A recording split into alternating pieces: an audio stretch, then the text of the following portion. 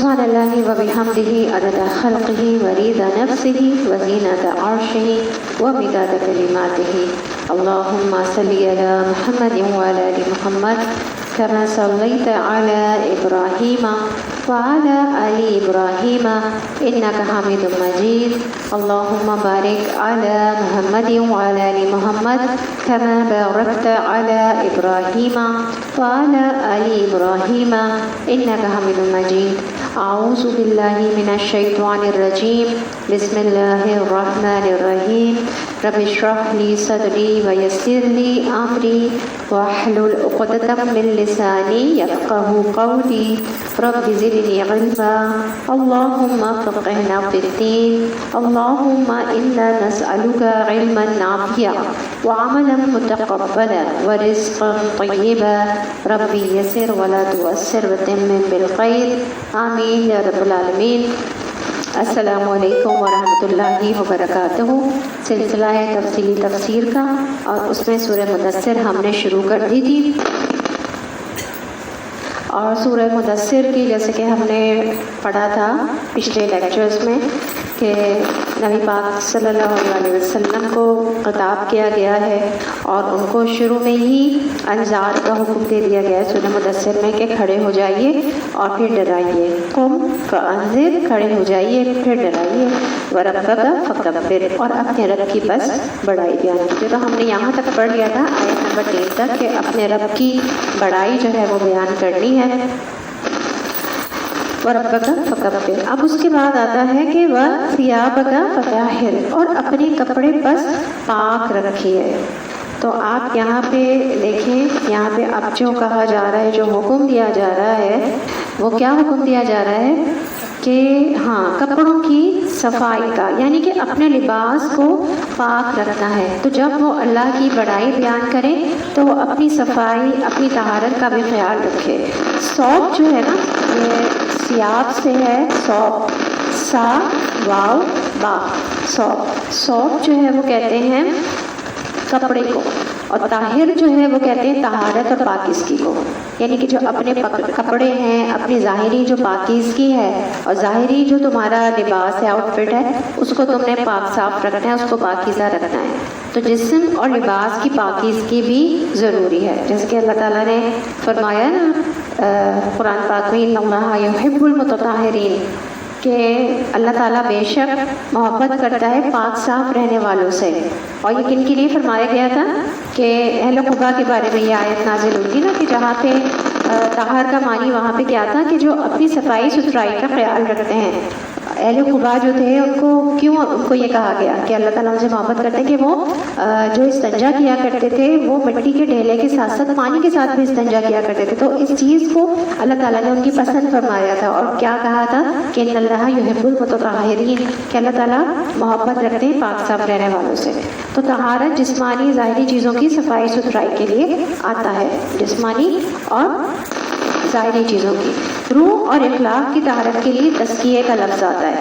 ایک اور آیت ہے سورۃ الانفال کی، وَتَنَزِّلُ مِنَ السَّمَاءِ وَطَهِرُهُ بِهِ، اتارتا ہے تم پر پانی آسمان سے تاکہ تم کو پاک کرے اور تم سے شیطان کا رجس یعنی گندگی لے کر جائے. اب رجس کیا ہے؟ رجس وہ گندگی ہے، وہ وسوسے اللہ کے بارے میں بدگمانی سے پیدا ہوتے ہیں. تو ظاہری گندگی بھی آتی ہے اس میں اور عذاب کے لیے بھی یہ لفظ آتا ہے.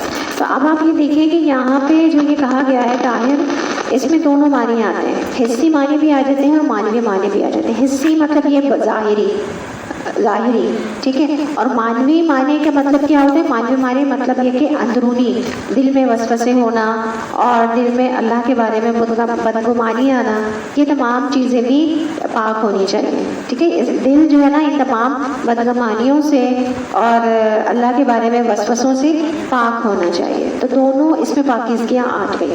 ٹھیک ہے، حسی بھی آ گئی اور معنوی بھی آ گئی.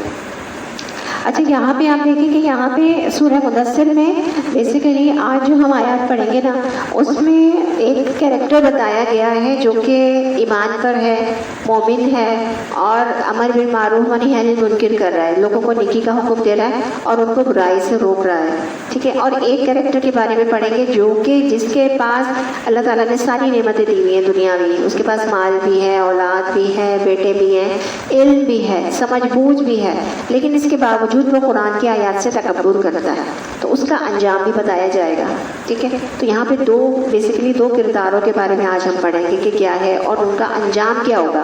جو تکبر کرے گا قرآن کی آیات سے اس کا انجام کے بارے میں بتایا گیا، اس میں خاص طور پر ان آیات میں جو آج ہم پڑھیں گے، ٹھیک ہے. تو اب یہاں پہ وہ پہلے کردار جو نبی پاک صلی اللہ علیہ وسلم ہیں، امر بالمعروف و نہی عن المنکر کرنے والے، اور مسلمانوں میں تمام مسلمان کے لیے، کیونکہ ہر مسلمان آپ کو پتہ ہے اللہ تعالیٰ کی طرف سے داعی ہے نا، کہ اس نے امر بالمعروف و نہی عن المنکر کرنا ہے. ضروری تو نہیں ہے کہ جو اسپیسیفک لوگ ہوں وہی کریں، ایک آیت بھی سیکھیں تو آپ نے وہ بتانی ہے نا، امر بالمعروف و نہی عن المنکر کرنا ہے اس کے ذریعے سے، ٹھیک ہے نا. تو یہ تو ہمارا فرض کے درجے میں آ جاتا ہے نا. یہ تو ایک بھی کچھ بھی سیکھا ہے تو آپ نے یہ کام کرنا ہے. اب وہی جو مسلمان ہے، جو مسلم ہے، اس کے لیے تمام چیزیں بتائی جا رہی ہیں کہ تم نے یہ کیا کہنا چاہیے گائیڈ لائن دے دی ہے کہ تم نے ان تمام چیزوں کا خیال رکھنا ہے، کہ جو کہ امر بالمعروف و نہی عن المنکر کر رہا ہے اس نے یہ تمام چیزوں کا خیال رکھنا ہے. یعنی کہ وہ ڈرانا بھی ہے کھڑے ہو کے جو مسلمان ہے، مسلم ہے، اور اپنے رب کی بڑائی بھی بیان کرنی ہے. اور ثیاب کا فطاہر، اپنے کپڑے بھی پاک صاف رکھنے، اور نہ صرف ایک کپڑے طاہر میں جیسے کہ میں نے ابھی بتایا دونوں چیزیں آ گئی، حصے بھی اور معنوی بھی. اور دل جو ہے وہ پاک ہونا چاہیے، اللہ تعالیٰ کی بڑائی اور عظمت کا خیال ہی ہو اس میں، بلکہ وسوسے اور بدگمانیوں سے پاک ہونا چاہیے. اور پھر اس کے بعد کہا جا رہا ہے،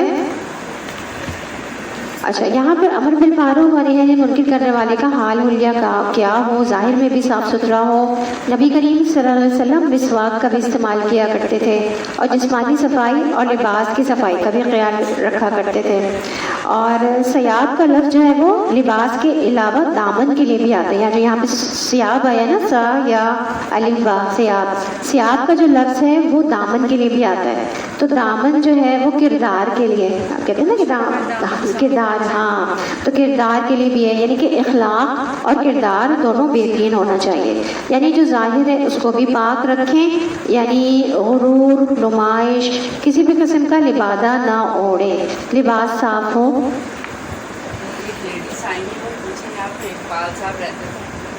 نہیں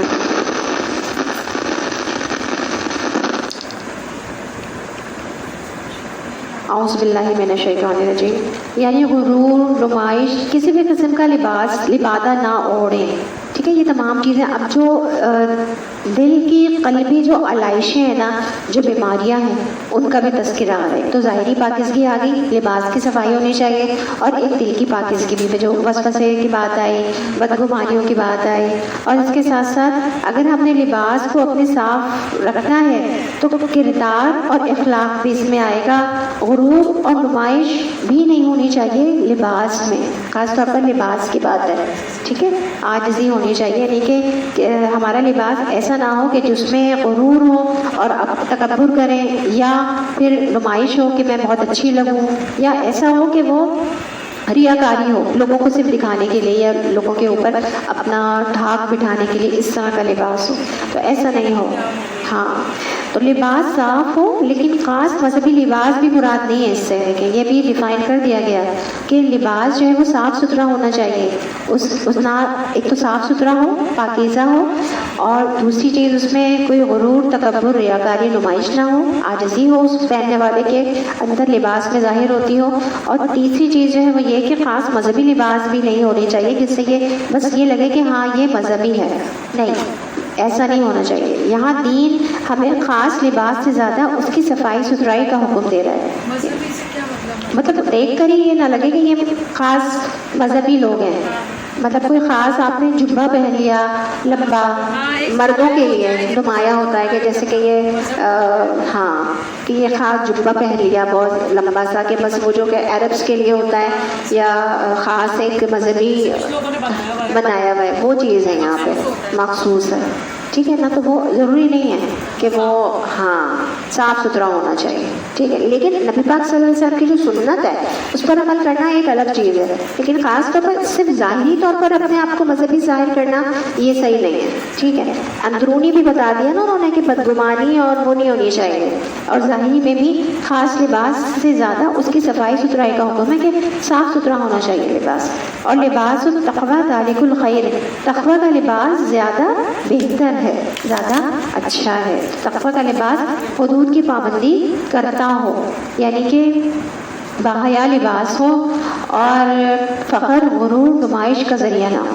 تقویٰ یہی ہے نا کہ اللہ کا ڈر ہو، اس میں غرور نہ ہو، نمائش نہ ہو، فخر نہ ہو اور ستر چھپا ہوا ہو. اصل تو لباس جو ہے وہ ستر کے چھپانے کے لیے ہے، ستر چھپا ہوا اس کے ساتھ ساتھ پاک صاف بھی ہونا چاہیے. بلکہ اصل چیز جس پر توجہ کی ضرورت ہے وہ یہ ہے کہ صاف ستھرا ہو، تقویٰ اور نمائش سے پاک ہو، یعنی کہ خود کو نمایاں کرنے کی جو بھی چھپی خواہش ہے وہ نہ ہو. اپنے لباس کو ظاہری نجاستوں سے بھی پاک رکھنا ہے، اور اس کے اندر چھپی ذہنی خرابی کیا ہو سکتی ہے، ریاکاری ہو سکتی ہے، نمائش ہو سکتی ہے، ان سب سے بھی پاک صاف رکھتا ہے. کیونکہ لباس انسان کے ذوق کا بھی عکاس ہوتا ہے اور اس کے پہننے کے انداز سے بھی اس کا اصل پتہ چل جاتا ہے.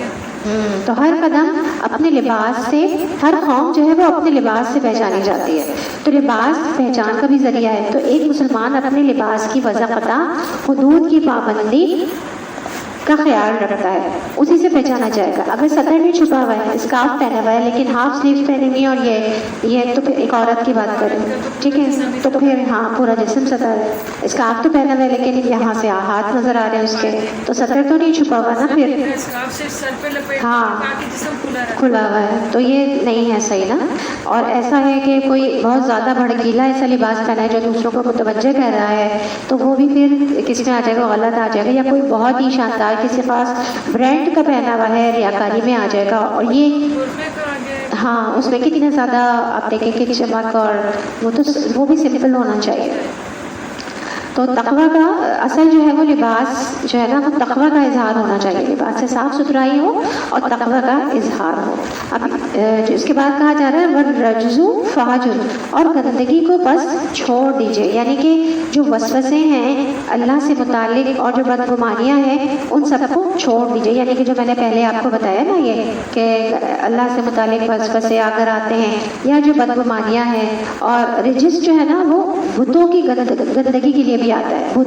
بت کیا ہے کہ غیر اللہ کے لیے کو پوجنا، اللہ کے علاوہ کسی اور کو پوجنا یا اس کی عبادت کرنا، ٹھیک ہے، شرک کرنا، ظاہری گندگی اور عذاب کے لیے بھی آتا ہے.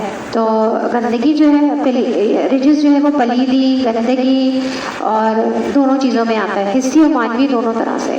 ہر طرح کے شرک سے پاک ہونا، عقائد کی خرابی سے الگ ہو جانا، ٹھیک ہے. یہ جو یہاں پہ رجس ہے، رجس سے کیا معنی ہے، ہر طرح کے شرک سے پاک ہونا اور عقائد کی خرابی سے الگ ہو جانا. آپ ہاں تو جنگ بدر کے موقع پر آپ دیکھیں اللہ تعالیٰ نے بارش اتاری تھی، اور اس کا مقصد کیا بتایا تھا کہ رجس شیطان کی طرف سے ہے. اور رجس کیا ہے، وسوسے. تو شیطان نے کیا ڈالے تھے جب جنگ بدر میں لوگوں کے دلوں میں وسوسے ڈالے تھے نا، تو یہی چیز اللہ تعالیٰ نے کیا، ہاں جی پوری تفصیل ہے اس کی. ہاں اچھا، تو جہاں صفائی کا خیال رکھنا ہے وہاں پہ گندگی سے بھی پرہیز کرنا ہے، ٹھیک ہے. ہاں وسوسے دور ہو جائیں گے. دیکھیں یہ تمام چیزیں ہیں. تو حسی کے ساتھ ساتھ معنوی باتیں بھی ہیں. ہمارا قرآن صرف، ہمارا جو دین ہے وہ صرف ایک بات کی نشاندہی نہیں کرتا، انسان کے صرف ظاہری اعمال یا ظاہری حال ہولیے کو نہیں کرتا، وہ اندر سے تبدیلی چاہتا ہے، وہ دلوں کو تبدیل کرتا ہے نا. قرآن دلوں پہ اثر کرنے والا ہے، تو دلوں کو تو تبدیل کرتا ہے. آپ دیکھیں ایک آیت ہے اس میں کتنی باتیں آ گئی، شرک کی بات آ گئی، عقائد کی خرابی کی بات آ گئی. کتنی چیزیں ہیں حصے بھی اور معنوی بھی, یعنی کہ ایک روح سے تعلق ہے, ایک سوچ سے تعلق ہے, دل سے تعلق ہے, آپ سوچتے کیا ہیں, آپ کا نظریہ کیا ہے, اس کے بعد آپ کا عمل کیا ہے, اور ایک ظاہری چیز ہے. تو ایک امر بالمعروف یا مسلمان کے لیے یا مومن کے لیے جو کہ امر بالمعروف نہیں ہے اس سے کرنا ہے اور کرنا ہی کرنا ہے. یہ تو ہماری بہت بڑی ڈیوٹی ہے نا, ہم تو بھولے بیٹھے ہیں کہ ہم نے نہیں کرنا. یہ کام صرف مولاناؤں کے لیے ہے یا کیا, یہ کام صرف ان کے لیے. آپ نے سنا ہوگا ڈاکٹر شاہد احمد ایک دفعہ کہہ رہے تھے کہ نماز جنازہ مولوی ہی کیوں پڑھانے آتا ہے, آپ لوگ خود کیوں نہیں پڑھا سکتے گھر میں؟ تو ہاں تو ہر مسلمان جو ہے وہ کر سکتا ہے. ہاں تو ہر انسان کے لیے. اسی طرح امر بالمعروف و نہی عن المنکر بھی سب کے لیے. اور ہم تو ظاہر سی باتیں خواتین ہیں, ہمارے اوپر تو ایک بہت بڑی ذمہ داری ہے اپنے بچوں کی, کہ وہ تو اب دیکھیے جو لوگ ہماری ایج کے ہیں, بڑے ہو گئے, ایک زندگی انہوں نے گزار لی, ان کو چینج کرنا بہرحال ایک مشکل کام ہوتا ہے. لیکن بچوں کی تربیت تو شروع سے نا, کہتے ہیں نا کہ بہت اچھا انسان دیکھتے ہیں, بہت اچھا جو ہے وہ دین پر ہوتا ہے, بہت اچھا اخلاق ہوتا ہے, تو کہتے ہیں نا اس کی تربیت بہت اچھی ہے. کہتے ہیں نا تربیت کو کہا جاتا ہے نا کہ ان کی تربیت بہت اچھی ہے. تو آپ دیکھیں تربیت کا بے شک بہت زیادہ ہاتھ ہوتا ہے. تو اسی لیے تو ہے کہ ماں کا کام کیا ہے, تربیت کرنا ہے اپنی اولاد کی. تو پھر اپنے بچوں کو ہی نہیں کریں گے تو پھر ہم اپنے بچوں کو نہیں کر رہے اور باہر کے لوگوں کو کہہ رہے ہیں نا. تو شروعات اپنے گھر سے ہی کرنی ہے, ٹھیک ہے. اتنا بھی نہ ڈرتے رہیں کہ برا مان جائیں گے یا گھر کا ماحول خراب ہو جائے گا. آہستہ آہستہ کرنا تو شروع کریں, اور ساتھ ساتھ اپنی خود کا بھی تزکیہ ضروری ہے. جب تک کہ ہم خود کا تزکیہ نہیں کریں گے اس وقت تک ہم دوسروں کا بھی اتنا تزکیہ نہیں کر سکتے. ہاں سامنے کا تو اپنا بھی خود احتسابی بھی کرتے رہیں, اپنا بھی تزکیہ کرتے رہیں اور دوسروں کا بھی کرتے رہیں, ساتھ ساتھ خاص طور پر اپنی اولاد کا. میں تو سب سے بہتر یہی کروں گی پہلے کہ اپنے گھر سے ہی شروع کریں, اس کے بعد پھر سب کو جو ہے وہ بتانا شروع کریں. تو ہر انسان آپ یہ دیکھیں پھر اس کے بعد جو چھٹی آیت ہے اب اس میں کہا جا رہا ہے وَلَا تَمْنُن تَسْتَكْثِرْ, اور نہ آپ احسان کیجیے کہ آپ زیادہ حاصل کر سکیں. اب یہ پوری گائیڈ لائن دی جا رہی ہے مسلمانوں کو, مومن کو, جو کہ امر بالمعروف و نہی عن المنکر کرے گا, کہ نہ آپ اس لیے احسان نہیں کریں کسی کے ساتھ کہ آپ اس سے ڈبل یا بہت زیادہ حاصل کر سکیں, ٹھیک ہے. تو احسان جو ہے نیت اللہ تعالیٰ کے لیے ہونی چاہیے. کسی کے لیے بھی کوئی نیکی کا کام کرنا ہے, کچھ بھی کسی بھی قسم کی نیکی ہو, چاہے وہ امر بالمعروف و نہی عن المنکر کی نیکی ہے, چاہے وہ آپ نے کوئی اور طریقے سے ہیلپ کی ہے, مال کے ذریعے ہیلپ کی ہے, کسی بھی طریقے سے ہیلپ کی ہے کسی کی بھی. اگر احسان کے لیول پہ جا کے اگر آپ نے, احسان کیا ہوتا ہے, احسان کی میننگ کیا ہے؟ ایک اچھی چیز کہنا, احسان کرنا یا مشکل میں اس کا. چلو آپ بتاؤ. دیکھو احسان ہوتا ہے, ایک تو ہوتا ہے فرض کے درجے پر, ٹھیک ہے, ہاں ٹھیک ہے. فرض سے زیادہ جو دے دے نا, جیسے کہ فرض سے زیادہ اگر ہم نے کسی کو دے دیا وہ احسان ہے. فار ایگزامپل زکوٰۃ نکلتی ہے, میری نکلتی ہے, فار ایگزامپل 20,000 مجھے نکلنی ہے مثال کی, ٹھیک ہے. میں نے 20,000 کسی ایک خاص کسی کو دی ایک گھر میں. اب اگر میرے پاس ہے تھوڑا ہے زیادہ تو میں دے سکتی ہوں, تو میں کیوں نہ میں 25 دے دوں, وہ احسان ہو. فرض سے زیادہ یعنی کہ جس کا جتنا حق ہے نا اس کو اس کے حق سے زیادہ دینا, حق سے زیادہ. ہاں جیسے اگر کبھی آپ کی جیسے ریلیشن شپ میں بھی آپ کی ذمہ داری ہوتی ہے کہ آپ نے اتنا کر دیا, اس سے زیادہ اگر آپ کر رہے ہیں تو وہ احسان ہے. ہاں حق سے زیادہ دینا, ٹھیک ہے, وہ احسان ہے. تو آپ 5 لوگوں کی نیت یہ ہوتی ہے کہ بہت زیادہ کرنے لگتے ہیں تو ان کے دل میں لالچ بھی ہوتا ہے کہ یہ ہم سے وصول کرنا ہے, ٹھیک ہے. تو وہ ہم نے نہیں نیت رکھنی, ہم نے اللہ کے لیے نیت رکھنی ہے. کوئی بھی کام کرے, کوئی بھی مدد کرے, کوئی بھی کام نیکی کا کام کرے تو نیت جو ہے وہ اللہ تعالیٰ کے لیے رکھنی ہے, ٹھیک ہے. تو یہ احسان ہے کہ احسان کیجیے کہ اس لیے نہیں کہ آپ زیادہ حاصل کر سکیں. نیت تو ہونی نہیں چاہیے نا حاصل کرنے کی, نیت تو اللہ کے لیے ہونی چاہیے اور توقع بھی اللہ سے رکھنی چاہیے کہ اللہ تعالیٰ عطا فرمائیں گے, ٹھیک ہے. تو جہاں پہ صفائی کا خیال رکھنا ہے, گندگی سے پرہیز کرنا ہے, اس کے بعد احسان کی بات آ گئی کہ نہ تم احسان کرو اس لیے کہ تم اس سے زیادہ حاصل کرو, یعنی کسی کے ساتھ بھلائی اس لیے نہ کرو کہ اس سے دگنا وصول کر سکو. ہر انسان میں خواہش ہوتی ہے کہ اگر میں کسی سے اچھا کروں تو وہ بھی اچھا کرے, اور اگر میں کسی کو سلام کروں تو وہ بھی مجھے جواب دے. ایک نامعلوم ایکسپیکٹیشن سی لگ جاتی ہے کہ اگر میں نے کسی کی مدد کی ہے تو وہ کیوں نہیں کر رہا. تو مدد جو ہے نا نیت اللہ کے لیے کرتی ہے, یہ دیکھیں اپنے آپ کو ہم نے کھنگالنا ہے، اپنے آپ کو صحیح کرنا ہے. یہاں پہ ہماری نیتوں کی صفائی ہو رہی ہے، یہ ہماری نیتوں کا تزکیہ کر رہی ہے یہ آیت کہ اللہ کے لیے کرنی ہے نیکی بھی، ہر طرح کی نیکی اور احسان بھی وہ اللہ کے لیے کرنا ہے. ٹھیک ہے، تو مدد بھی اللہ کے لیے کرنی ہے. میں نے اچھا کیا تو وہ کیوں نہیں کرنا، نہیں، اللہ سے امید رکھنی ہے ہر قسم کی، اس کا جو بدلے گی اللہ سے امید رکھنی ہے. امر بالمعروف و نہی عن المنکر کرنے والے کو سیلف لیسلی کام کرنا پڑتا ہے، تھوڑا اپنی ذات کو پیچھے کرنا پڑتا ہے. اچھائی کی توقع لوگوں سے نہیں رکھنی ہے، اللہ سے رکھنی کہ اللہ تعالیٰ کریں گے. کسی بھی قسم کا احسان ہو، کوئی بھی خیر و بھلائی کا کام ہو، کسی کی بھی قسم کی کوئی اچھائی تم دوسرے سے کرو تو اس سے زیادہ وصول کرنے کی فکر نہ کرو. وہی نیت کی بات آ گئی، نیت جو ہے وہ صحیح کر لیں، اگر ہم اللہ کے لیے کر لیں تو پھر صحیح ہو جاتا ہے ہمارا اعمال. پھر ہم یہ نہیں توقع کرتے کہ اس سے ہمیں زیادہ وصول کرنا ہے. کثرت طلب کرنے سے منع کیا گیا ہے، اس لیے احسان نہ کرو کہ تم زیادہ حاصل کرو، احسان کا بدلہ نہ لو، یہ زیادہ مزید حاصل کرنے کی توقع بھی نہ رکھو. یعنی کہ توقع کی بات آ گئی کہ توقع بھی نہیں رکھو. تو اب آپ دیکھیں کہ یہاں پہ ولی ربی کا اچھا پھر آگے کیا کہا جا رہا ہے، ولی ربی کا فصبر، اور اپنے رب کے لیے بس صبر کیجیے. کہ اگر تم نے کسی کے ساتھ نیکی کر دی اور وہ تمہیں نہیں سمجھ سکا اور اس نے پھر تمہارے ساتھ کچھ غلط کر دیا اور تمہارے احسان کا بدلہ جو ہے وہ غلط طریقے سے اگر اس نے دیا یا چکایا تو پھر صبر کر لو. وہاں پہ یہ بھی دیکھیں ساتھ ساتھ حکم دے دیا گیا ہے، ولی ربی کا فصبر، اور رب کے لیے صبر کرو. احسان بھی کس کے لیے ہے، رب کے لیے ہے، اور یہ بہت ہی امپورٹنٹ چیز ہے. اور یہ عام زندگی میں بھی ہے، عام زندگی، بچوں کی بھی تربیت کریں. میں نے اکثر ہم دیکھا ہی ہم نے کہ مائیں بچوں پر بھی احسان جتا رہے ہوتے ہیں نا، والدین جتا رہے ہوتے ہیں. تو یہ نہیں کرنا، یہ کس پہ کرنا ہے، کس کے لیے کر رہے ہیں، نیت کیا کرنی ہے، اللہ کے لیے کرنی ہے نا، نیت اللہ کے لیے. ہاں، اور زیادہ بدگمانیاں بھی آپ کے دل میں اسی وجہ سے ہی آتی ہیں. نہیں رکھو، ہاں اللہ سے رکھو. نہیں مسلم پھٹے جو ہوتے ہیں فیملیز میں اسی وجہ سے ہوتے ہیں کہ میں نے اتنا کر دیا اس نے میرا ریٹرن میں نہیں. ہاں، تو ہمیں یہ کرنا ہی نہیں چاہیے نا. لیکن اتنی بڑی بات ہے کہ نیتوں کو صحیح کر لیں. سب کے ساتھ ہی ہوتا ہے. ہاں، نیتوں کو یہیں پہ صحیح کر لیں. تو یہ ہے مشکل ضرور ہوگا، لیکن ہماری ظاہر سی بات ہے شروع سے تربیتیں اتنی نہیں تھی ہماری، ہمیں پتہ ہی نہیں تھا. اب ہم پڑھ رہے ہیں اتنی چیزوں کو. تو یہی چیز ہے کہ اللہ کے لیے نیت کریں نیکی کی، اور توقع بھی جو ہے وہ کس سے، ہاں اللہ کی نیت رکھیں گے. پھر مشکلیں بھی آتی ہیں، آزمائش اللہ تعالیٰ پھر آزمائش بھی لے کر آتے ہیں نا اللہ تعالیٰ، تو پھر وہ آزمائش میں جاتے ہیں تو پھر اس وقت صبر کرنا ہے. ٹھیک ہے، تو امر بالمعروف و نہی عن المنکر کرنے کے لیے کن کن چیزوں کا خیال رکھنا ہے کہ سب سے پہلے تو فانذر، ہم تو پہلی والی چیزیں نہیں کرتے نا، ڈرتے ہیں ہمارے ریلیشن شپ خراب ہو جائے گا. فانذر ڈرانا نہیں ہے، کچھ نہیں کہنا گھر میں کا ماحول خراب ہو جائے گا، یہ چیز نہیں ہوگی ہمارا، ہم کیوں کہیں اس کو جا کے، میرا تو رشتہ ہی خراب ہو جائے گا اس کے ساتھ اور میں کیوں کہوں. تو نہیں، یہ چیز نہیں کرنی. حکمت کے ساتھ ہے ضرور، لیکن کرتے رہنا، نیت کریں، ارادہ کریں اور کرتے رہیں.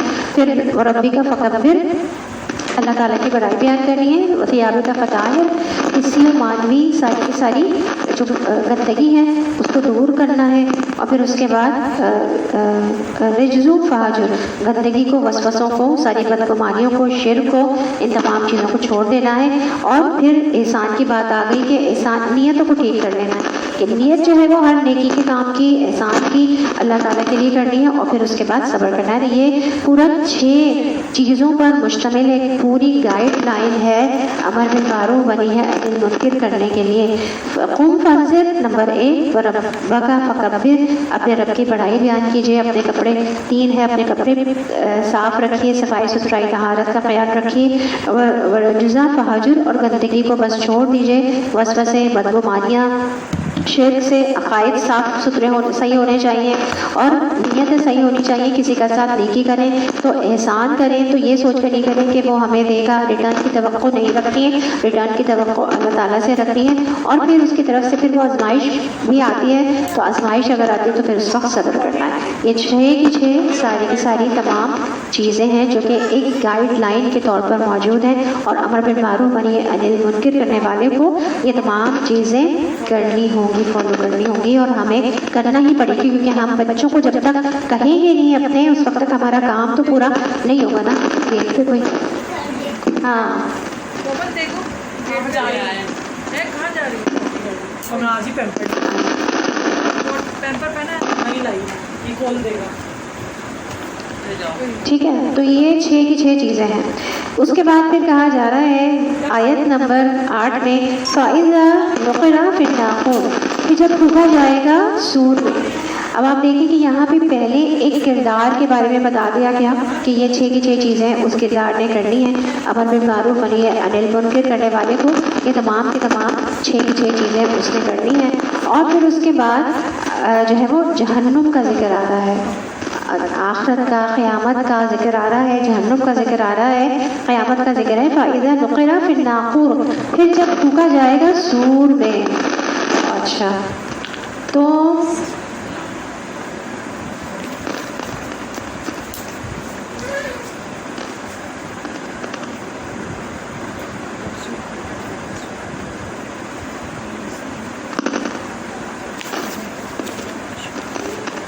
ہاں اب یہ کہا جا رہا ہے کہ پھونکا جائے گا سور میں. اب آپ دیکھیں کہ ناخور جو ہے وہ نخر سے ہے. نون قاف را نخر. نخر کہتے ہیں بغل کو. کوئی بھی بجنے والی چیز جس میں پھونک مار کر بجایا جائے, جس کو جیسے ڈھول نے پھونک مار کر بجایا, جیسے بانسری ہوتی ہے, ٹھیک ہے, تو پھونک مار کر جس کو بجایا جائے جو کہ اندر سے خالی کھوکھلی ہوتی ہے اور آواز پیدا کرنا. اور بغل کا مطلب ہوتا ہے اعلان کے طور پر بجایا جانے والا کوئی بھی انسٹرومنٹ, کوئی بھی آلہ. تو اس دن جو ہے وہ پھونکا جائے گا سور میں, یعنی کہ بغل بجائی جائے گی اور اسرافیل علیہ السلام جو ہے وہ بجائیں گے. فَذَلِكَ يَوْمَئِذٍ يَوْمٌ عَسِيرٌ تو وہ اس دن ہوگا سخت دشوار. تو وہ دن جو ہے وہ بہت زیادہ سخت ہوگا اور بہت زیادہ دشوار ہوگا. اب آپ یہ دیکھیں کہ یہاں پہ جو بات کی جا رہی ہے اس دن کے بارے میں بات کی جا رہی ہے کہ وہ دن جو ہوگا وہ سخت دن ہوگا کافروں پر اور آسان نہ ہوگا منکرین پر. اب جیسے کہ ہم نے دیکھا نا کہ جو یہ تمام کام نہیں کر رہا ہے اور وہ تمام لوگ جو کہ دین کو نہیں مان رہے ہیں. اب جیسے کہ ایک تو دائی کی بات ہو گئی, امر بالمعروف نہی عن المنکر کرنے والے کی بات ہو گئی. اب جو لوگ نہیں مان رہے, وہ بات کو نہیں سن رہے ہیں, اب دیکھیں ان کے انجام کے بارے میں بتایا جا رہا ہے. فوراً اللہ تعالیٰ نے اس دن کا تذکرہ شروع کر دیا جو کہ انجام کا دن ہے, جو کہ رزلٹ دے ہے.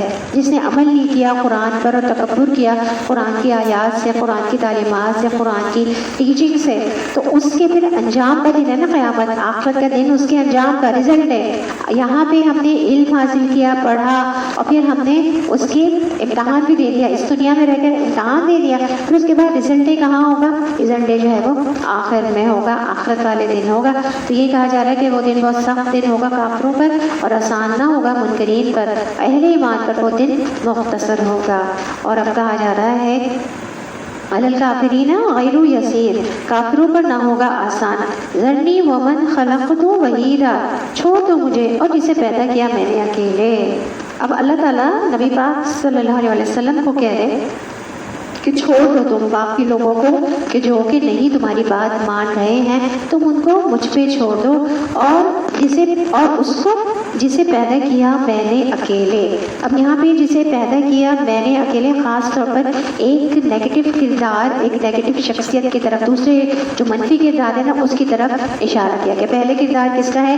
داعی کا, امر بالمعروف نہی عن المنکر کرنے والے کا, جس کو یہ 6 چیزوں کی گائیڈ لائن دی گئی ہے, ٹھیک ہے. اس کے بعد اب اللہ تعالیٰ فرما رہے ہیں کہ تم اس کردار کو, منفی کردار کو, جو کہ نہیں سنتا ہے بات کو, جو کہ قرآن میں کیا کہنا چاہیے, نکتہ چینی کرتا ہے, قرآن کی آیات میں نکتہ چینی کرتا ہے, تکبر کرتا ہے, اعتراض کرتا ہے کہ ایسا کیوں ہے, ویسا کیوں ہے, یہ حکم کیوں آیا. مکے والے تو یہی کیا کرتے تھے نا, سارے کیا کیا کرتے تھے, وہی نکتہ چینی کرتے تھے کبھی کچھ. تو اب یہاں پہ اس کردار کی اللہ تعالیٰ بات کریں کہ آپ چھوڑ دیجئے مجھے بھی, مطلب میں اور اب وہ ہیں جو کہ نہیں سن رہا. اللہ تعالیٰ نے دیکھیں کتنی بڑی بات اپنے ہاتھ میں. اب ہاں آپ کا کام صرف کہنا ہے, ٹھیک ہے, ہاں آپ نے پہنچا. اب میں دیکھوں گا اور وہ بندہ ہے جو کہ نہیں دے سن رہا. دیکھیں آپ دیکھیں کتنی بڑی بات اللہ تعالیٰ نے کہی ہے نا. یہ تو اب میں اس کو دیکھا خاص طور پر یہاں پہ جو بات یہ جو آیات آ رہی ہے نا آگے یہ آ رہی ہیں ولید بن مغیرہ کے بارے میں. اب ولید بن مغیرہ کے بارے میں تھوڑا سا دیکھ لیتے ہیں. ولید بن مغیرہ مکے کے تمام سرداروں میں سے ایک بہت اہم سردار تھا. اس کو قریش ریحان القریش بھی کہتے تھے, یعنی کہ قریش کا پھول تھا. یہ خود کو اپنے آپ کو وحید ابن الوحید کہتا تھا, یعنی کہ میں ایک اکیلا یکتا ہوں, بہت نمایاں ایک ہی ہوں. کہتے ہیں نا کہ وہ تو ایک ہی ہے, کہتے ہیں نا اس کی کوئی مثال نہیں ہے, وہ ایک ہی ہے. وہ اپنے آپ کو وحید ابن الوحید کہتا تھا کہ مجھ جیسا کوئی نہیں. اللہ تعالیٰ فرماتے ہیں کہ میں نے اس کو اکیلا پیدا کیا. اکیلے کیسے اکیلے؟ ہم دیکھتے ہیں کیسے اکیلا پیدا کیا کہ وجعلت له مالا ممدودا, اور بنایا میں نے اس کے لیے مال لمبا چوڑا, یعنی کہ اس کو بے انتہا دولت سے نوازا, اس کو بے انتہا سرداری سے نوازا, اس کو علم سے نوازا, اس کو سمجھداری سے نوازا, اس کو دولت مال بھی بہت زیادہ ملا, اس کو اولاد بھی ملی. 10 بیٹے تھے اس کے, اس کو بیٹے اتنے دیے, اس کو مال اتنا دیا, اس کو علم بھی تھا, اس کو سمجھ بوجھ بھی تھی. اس دور پہ علم والوں میں سے تھا, وہ سمجھدار آدمی تھا, لوگ اسے مشورے بھی کرنے آتے تھے, سمجھداری کے ساتھ مشورے دیا کرتا تھا. ٹھیک ہے, لیکن اب کیا کہا جا رہا ہے؟ بنینا شہودہ, اور اس کے بیٹے تھے حاضر رہنے والے جو کہ اس کے آس پاس رہا کرتے تھے. اب اللہ فرماتے میں نے اس کو اکیلا پیدا کیا, جیسے وہ سمجھتا ہے وہ وحید ہی ہے. یہ ابو جہل کا چچا تھا. ولید بن مغیرہ ابو جہل کا چچا تھا. اس کے 10 بیٹے تھے, اور اس کے پاس باغات تھے, جائیداد تھی, اور سالانہ آمدنی اس کی 1 کروڑ دینار تھی. 1 کروڑ دینار تھی. ابو بکر صدیق رضی اللہ عنہ جب خلیفہ بنائے گئے, ولید بن مغیرہ سردار تھا مکے کا, ٹھیک ہے. ابو بکر صدیق رضی اللہ عنہ جب خلیفہ بنائے گئے تو ان کو سالانہ 250 دینار دینے کا وعدہ کیا تھا. ان کو 250 دینار ملتے تھے ایک خلیفہ کو, جو کہ پورا نظام چلا رہا ہے اس جگہ کا, اس ریاست کا. اس کو 250 دینار. لیکن اس کو اللہ تعالیٰ نے اتنا عطا فرمایا تھا, اس کے پاس اتنا اپنا سب کچھ تھا کہ 1 کروڑ دینار سال کا کماتا تھا. ٹھیک ہے. اور حضرت ابو بکر صدیق کو کیا ملتا تھا؟ سالانہ ان کو 250 دینار دیے جاتے تھے, اور ایک آدھی جو ہے نا بھیڑ, شیپ, ہاف شیپ ملتی تھی. ٹھیک ہے. جب وہ خلیفہ بنا دیے گئے ان کو سال پر 250 دینار ملتے تھے, اور روزانہ ہاف شیپ, آدھی شیپ بھیڑ ملتی تھی کھانے کے لیے. ٹھیک ہے, ہر روز. تو اب یہ ان کے لیے پورا نہیں پڑتا تھا, تو انہوں نے اپنا کچھ وقت تجارت میں جا کر لگایا, حضرت ابو بکر صدیق رضی اللہ عنہ نے. تو ایک دن حضرت عمر رضی اللہ عنہ گئے ان کے گھر کسی کام سے, تو دیکھا کہ 2 لڑکیاں اپنے کسی کام سے حضرت ابو بکر صدیق رضی اللہ عنہ کے دروازے پر کھڑی ہیں. پوچھا کیوں کھڑی ہو؟ کہا کہ خلیفہ سے کام ہے لیکن وہ گھر پر نہیں ہے. پھر حضرت عمر رضی اللہ عنہ انہیں ڈھونڈنے کے لیے نکلے. بازار میں پہنچے تو دیکھا کہ وہاں پہ کچھ خرید و فروخت کر رہے ہیں. تو حضرت عمر رضی اللہ عنہ نے حضرت ابو بکر صدیق رضی اللہ عنہ کا ہاتھ پکڑا اور کہا کہ تمہاری ڈیوٹی کیا ہے, تمہارا کام کیا ہے؟ تم یہاں پہ یہ کیا اپنا ذاتی کام کر لے کے بیٹھے ہوئے ہو؟ تمہاری ڈیوٹی تو یہ ہے کہ تم وہاں پہ جا کے ریاست کا کام کرو, تمہیں خلیفہ بنایا گیا ہے, اور تم یہ کیا کر رہے ہو؟ تو حضرت ابو بکر صدیق رضی اللہ عنہ نے کہا کہ میں اپنے گھر والوں کو کہاں سے کھلاؤں؟ تو کہا کہ کیا چاہتے ہو؟ حضرت عمر رضی اللہ عنہ نے پوچھا کہ کیا چاہتے ہو؟ تو انہوں نے کہا کہ تم میرے سالانہ 300 دینار لے کر دو حضرت ابو بکر صدیق نے, اور 1 بھیڑ روز کی کر دو تو میرا کام ہو جائے گا. 250 تو ان کو مل رہے تھے. ہاں, تو 300 کر دو تم, اور 1 بھیڑ کر دو آدھی سے زیادہ.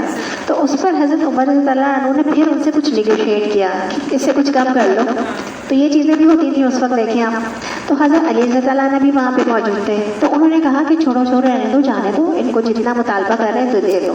حضرت علی رضی اللہ عنہ نے فیور کیا ان کو, تاکہ وہ اپنی ذمہ داری نبھا سکیں اور ان کو کوئی مشکل نہ ہو. تو یہ بتانے کا مقصد یہ تھا کہ ایک خلیفہ جو اتنا بڑا کام کر رہا ہے, خلیفہ ہے, خلافت چلا رہا ہے, کتنی محنت ہوتی ہے خلافت کے کام کرنے میں. ٹھیک ہے. تو وہ اس کی کتنا دیا جا رہا ہے؟ اس کو 250 دینار. اور وہ اس وقت مطلب یہ سب کچھ اس لیے بتایا جا رہا ہے کہ اس کی دولت کا اندازہ ہو سکے کہ اللہ تعالیٰ نے فرمایا نا کہ اور بنایا میں نے اس کے لیے مال لمبا چوڑا, اس کو اتنا زیادہ میں نے مال عطا فرمایا. تو اللہ تعالیٰ فرماتے ہیں کہ میں نے اس کے لیے مال کو پھیلا دیا. مد کہتے ہیں مدد سے ہے, مد لمبا کرنا. آپ مد تجوید میں پڑھتے ہیں نا, مد ہے, مد میں ہم کیا کرتے ہیں, لمبا کرتے ہیں, کھینچتے ہیں, اور مد سے ہی مدد ہے. مدد جب ہم کرتے ہیں, کسی کی ہاتھ بڑھاتے ہیں, لمبا کرتے ہیں, تو یہ بھی یہی صحیح ہے مدد کرنا. ہاتھ بڑھاتے ہیں نا کسی کا, ٹھیک ہے, تو وہ بھی کیا ہے کہ وہ ہے, مدد ہے. تو اس کی جائیداد جو تھی وہ میلوں میں تھی. کہا جاتا ہے مکہ سے طائف تک اس کی جائیداد کا سلسلہ پھیلا ہوا تھا. ولید بن مغیرہ جو ہے, اس کی جو جائیداد تھی مکہ سے طائف تک سلسلہ پھیلا تھا. اور اس کے جو بیٹے تھے نا, ہر وقت حاضر رہتے تھے. یہ جو کہا جاتا ہے وہ بنینا شہودہ, بیٹے حاضر رہنے والے, یعنی کہ اس کے آس پاس ہی اس کی مدد کے لیے اس کے ساتھ موجود رہتے تھے, اس کے پاس رہتے تھے, حاضر رہتے تھے. 10 بیٹے تھے جن میں سے 3 مسلمان ہو گئے تھے, خالد بن ولید, حشام بن ولید اور عمارہ بن ولید. 3 بیٹے تھے ولید بن مغیرہ کے. یہ 3 مسلمان ہو گئے تھے, بلکہ 7 مسلمان نہیں ہوئے تھے, باقی 7 ہیں. اور یہ بیٹے اس کے آس پاس رہتے تھے. تو اہل مکہ کا جو پیشہ تھا نا, وہ تجارت تھا, اور تجارت کے لیے لوگ عام طور پر سفر کرتے تھے, اور گرمیوں میں شام کی طرف اور سردیوں میں یمن کی طرف سفر کیا کرتے تھے. تو گھر کے مرد عام طور پر بزنس ٹور پر ہوا کرتے تھے, گھروں میں موجود نہیں ہوتے تھے. لیکن اس کے بیٹے کہیں نہیں جاتے تھے, اس کے آس پاس ہی موجود رہتے تھے. کیوں؟ کیونکہ ضرورت ہی نہیں تھی. ان کے پاس اتنا کچھ تھا, ان کے گھر میں ہی موجود ہوتا تھا کہ ان کو بزنس ٹرپ پر جانے کی ضرورت ہی نہیں ہوتی تھی. تو آپ یہ دیکھیں کہ تجارتی سفر پر جانے کی ضرورت نہیں تھی, باپ کے پاس اتنا کچھ تھا.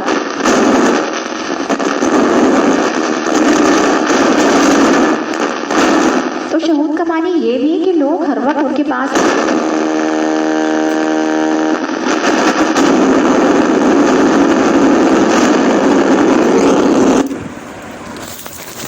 شہود کا مطلب یہ بھی کہ لوگ جو ہے نا ان کے پاس حاضر رہتے تھے اپنی ضروریات کے لیے. ہر وقت ان کے گھر میں چہل پہل رہتی تھی, میلہ لگا رہتا تھا. تو جس کے پاس بہت کچھ ہو, لوگوں کی آمد و رفت اس کے پاس لگی رہتی ہے نا, تو اللہ تعالیٰ اس کی پوری ڈسکرپشن بتا رہے ہیں ولید بن مغیرہ کی کہ یہ اس کا حال تھا. اور اس کے لیے اللہ تعالیٰ نے سرداری کو بھی بچھا دیا تھا. یعنی کہ سردار بھی تھا بہت بڑا, مال و دولت بھی تھی, بیٹے بھی تھے, علم بھی تھا, سمجھداری بھی تھی, سب کچھ تھا اس کے پاس. اور آگے پھر کہا جا رہا ہے کہ وہ مہتو لہو تمہیدہ, اور پھیلایا میں نے اس کے لیے پھیلانا, یعنی کہ سرداری پھیلائی, ریاست کی راہ ہموار کر دی گئی. اور بیٹے جو ہے وہ اس کے ہر وقت پاس رہتے تھے, لوگوں کی ضروریات پوری کرنے کے لیے. ایک چہل پہل رہتی تھی, ایک گہما گہمی رہتی تھی اس کے پاس جو ہے نا. تو خوب مال, خوب ریاست, ہر چیز خوب پھیلی ہوئی تھی, نعمتیں عام تھیں, ہر چیز کی فراوانی تھی. پھر بھی وہ تمنا رکھتا تھا کہ میں اس کو اور زیادہ دوں. ثم یطمع ان ازیدہ, پھر بھی وہ طمع رکھتا تھا, لالچ رکھتا تھا کہ اس سے بھی زیادہ میرے پاس آ جائے. یہ قرآن کہہ رہا ہے, کیونکہ اللہ تعالیٰ تو دلوں کا حال جانتا ہے نا. اللہ تعالیٰ تو جانتا ہے کہ نیت, جانتا ہے کہ سامنے والے کی نیت کیا ہے. تو آگے کہا جا رہا ہے کلا انہو کانا لآیاتنا عنیدا, ہرگز نہیں, بے شک وہ ہے, وہ ہماری آیات سے سخت اناد رکھنے والا. اناد کسے کہتے ہیں؟ اناد جو ہے وہ کہتے ہیں کہ حق جاننے کے باوجود حق کی مخالفت کرنا, دشمنی کرنا. اناد کہتے ہیں حق جاننے کے باوجود حق کی مخالفت کرنا.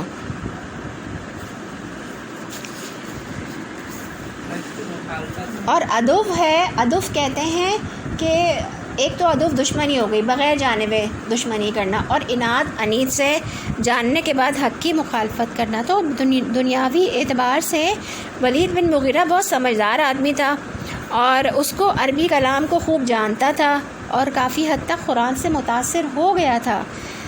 تو قریش جو ہیں عربی سرداروں کو یہ فکر دامن گیر ہوئی کہ اگر لوگ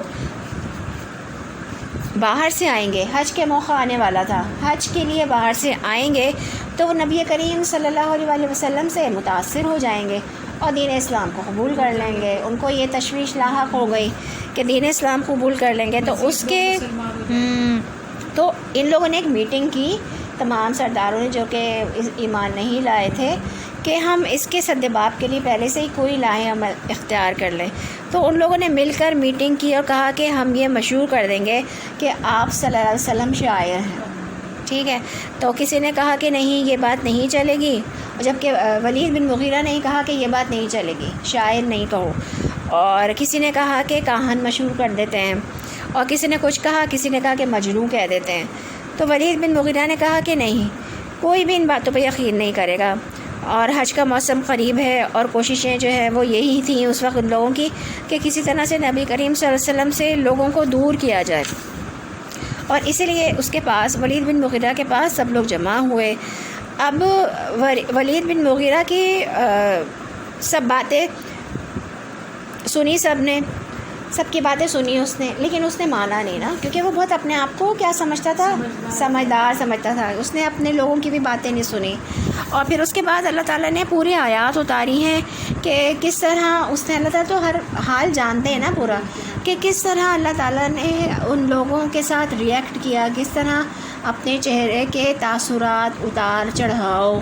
اللہ تعالیٰ نے قرآن میں اس کے ایک ایک تکبرانہ انداز کا ذکر فرمایا ہے. دیکھیں کیا کہا، سأرهقه صعودا، ان قریب میں چڑھاؤں گا اسے، صعودا کٹھن چڑھائی، انہو بے شک وہ، فکرا اس نے سوچا، وقدرا اور اس نے اندازہ کیا، فقتلا پس وہ مارا جائے گا، کیفا کیسا قدرا اس نے اندازہ کیا، ثم قتلا پھر وہ مارا جائے گا، کیفا کیسا قدرا اس نے اندازہ کیا. اللہ تعالیٰ نے پہلے ہی اس کا انجام بتا دیا، پھر اس کے بعد اس کی آگے کی جو آیات ہیں پھر اس کے ایکسپریشنز بتائے. انجام پہلے ہی بتا دیا کہ اس نے سخت عناد رکھتا تھا. اس نے کیا کیا کہ ہماری حق کو جاننے کے بعد قرآن کو سمجھ گیا تھا، پڑھا لکھا تھا، متاثر ہو گیا تھا، اس کے باوجود اس نے ان سے کیا رکھا، نکتہ چینی کی اور بغض رکھا اور ان کو مانا نہیں، ان سے تکبر کیا. اللہ تعالیٰ نے کیا فرمایا کہ میں اس کو عنقریب چڑھاؤں گا کٹھن چڑھائی پر. تو یہاں پہ یہ جو چڑھانا ہے کٹھن چڑھائی پر، یہ کہتے ہیں کہ یہ جہنم میں ایک پہاڑ ہے سعد جو کہ چکنا پہاڑ ہے. اس پہاڑ پر لوگوں کو کہا جائے گا جہنمیوں کو کہ چڑھو، اور وہ چڑھیں گے اور پھر وہ پھسلیں گے، پھر وہ چڑھیں گے اور پھسلیں گے. تو ایک کتنی رسوائی کی اور کتنی مشقت کی بات ہوگی ان کے لیے. تو اللہ تعالیٰ نے کہا کہ میں اس کو چڑھاؤں گا، کہ وہ دنیا میں اتنی بلندی پر تھا نا، تو وہ لوگ چڑھیں گے کہ ہاں ہم تو بلندی پہ تھے، ہم تو چڑھ جائیں گے بلندی پہ، چڑھ نہیں پائیں گے، وہ پھر نیچے گریں گے. تو دنیا میں بھی ان ایسے لوگوں کا، تکبر کرنے والوں کا انجام برا ہوتا ہے، اور آخرت میں بھی ان کا انجام کیا ہوگا، برا ہی ہوگا، کہ وہ بلندی پہ چڑھیں گے پھر نیچے گریں گے، پھسلیں گے، بلندی پہ چڑھیں گے اور پھر نیچے پھسلیں گے. وہ انہو فکرا وقدرا بے شک وہ اس نے سوچا اور اس نے اندازہ کیا. اس نے لوگوں کو کہا نہیں نہیں یہ تمہاری باتیں تو فضول ہیں، میں بتاتا ہوں، میں زیادہ سمجھدار ہوں، میں بتاتا ہوں تمہیں کہ ہاں کہ میں تمہیں بتاتا ہوں کہ کیا کہنا ہے نبی کریم صلی اللہ علیہ وسلم کے بارے میں، اور ہم نے کیا لایا عمل اختیار کرنا ہے کہ جو حج کے لیے لوگ آئیں گے وہ نبی کریم صلی اللہ علیہ وسلم سے متاثر نہ ہو. تو پھر اللہ تعالیٰ اس کی پوری کیفیت بتا رہے ہیں.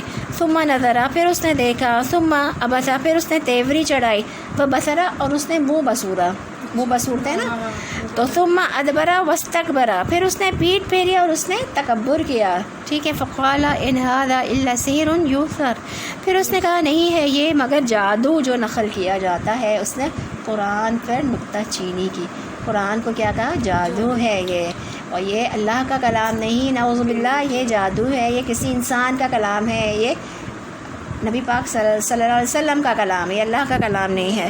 ان ھذا الا قول البشر نہیں ہے یہ مگر بات ایک انسان کی. اس نے کہا یہ قرآن اللہ کا کلام نہیں ہے بلکہ یہ بات ہم بتائیں گے. یہ پوائنٹ نکالا اس نے مقابلہ کرنے کے لیے، بتانے کے لیے کہ یہ ان کا اپنا کھڑا ہوا ہے، یہ جو ہے نا یہ اللہ کا کلام نہیں ہے، تو ان کا اپنا کھڑا ہوا ہے، یہ بات ہم، یہ پوائنٹ اٹھائیں گے ہم، تاکہ لوگ سمجھنے لگا تھا. لیکن پھر بھی مخالفت تو جاری تھی نا. وہ یہی تو کہا نا اللہ تعالیٰ نے. آپ دیکھیں یہ ایک کردار ہے، دیکھیں ایک کردار ہے. آج بھی آپ دیکھیں یہ جو کردار ہے نا، لوگوں کے پاس بہت دولت ہے، بہت مال ہے، سب کچھ ہے، وہی نا اتنی نعمتیں ہیں، مال بھی ہے، اولاد بھی ہے، تو پھر اس وقت کیا ہے، جب نعمتیں مل جائیں تو اس وقت عاجزی نہیں آئی نا، عاجزی آنی چاہیے اور قرآن کی آیت سے تکبر نہیں کرنا چاہیے. آج بھی آپ دیکھیں بہت سارے لوگ قرآن کی آیت پر تبصرے کرتے ہیں بہت زیادہ، ان کو کہ ایسا کیوں ہے، ایسا نہیں ہونا چاہیے تھا، ویسا کیوں ہے، ویسا کیوں. قرآن پہ تھوڑی کوئی اعتراض کر سکتے ہیں، آپ کر سکتے ہیں، قرآن پہ کوئی اعتراض نہیں ہم کر سکتے. اللہ کا کلام ہے، وہ تو ہمارے لیے گائیڈ لائن ہے، اس پہ کہاں سے اعتراض. لوگ بڑے آرام سے بڑے طریقے سے اعتراض کرتے ہیں. ہاں کہ یہ تو اسٹینڈرڈ ہے نا، ہم نہیں ہیں اس کے مطابق. اپنے اندر جو ہے وہ خوف پیدا کریں، اس وقت تزکیہ کریں اور ایسی لوگوں کی وہ ہے غرور تکبر ہے، ان کو اندازہ نہیں ہے شاید، یا اپنے غرور تکبر میں اتنے وہ بڑھ گئے ہیں کہ وہ قرآن پہ اعتراض کرنے لگتے ہیں کہ اتنا زیادہ کیوں یہ چیز اور اتنی زیادہ کیوں نہیں ہے۔ یہ ایسے ہوتے ہیں، ایسے لوگ ہمارے معاشرے میں مسلمانوں میں پائے جاتے ہیں جنہوں نے نہیں پڑھا اور دنیا حاصل کر لی، اللہ تعالیٰ نے انہوں نے عطا بھی فرما دیا، پھر بھی وہ عناد رکھتے ہیں، قرآن پہ نکتہ چینی کرتے ہیں، بحث کرتے ہیں، مباحثہ کرتے ہیں۔ تو بحث تو ہے ہی نہیں قرآن میں، یہ تو اوتھینٹک، یہ جو ہے سو ہے، آپ نے نہیں قبول کرنا تو آپ نہیں کریں، کوئی بحث نہیں ہے کیا، ہاں کوئی ہے ہی نہیں نا، ایسے کریکٹرز پائے جاتے ہیں۔ تو دیکھیں 2 کریکٹرز کے بارے میں بات ہو رہی ہے، ایک ہم نے جو کریکٹر اپنانا ہے ایک وہ ہے، اور ایک کریکٹر یہ ہے جو کہ پایا جاتا ہے، حالانکہ دیکھیں وہ آ گیا تھا، متاثر ہو رہا تھا، لیکن اس کے باوجود اس نے کیا کیا، بیچ میں سے نکل گیا، ٹھیک ہے نا۔ تو تکبر جو ہے نا انسان کا، دنیاوی دولت پہ، دنیاوی نعمتوں پہ وہ انسان کو کیا کرتا ہے، لے ڈوبتا ہے نا۔ تو یہی بات یہاں پہ دیکھیں کہی جا رہی ہے کہ کس طرح سے اس نے یہ تمام چیزیں کی نا۔ تو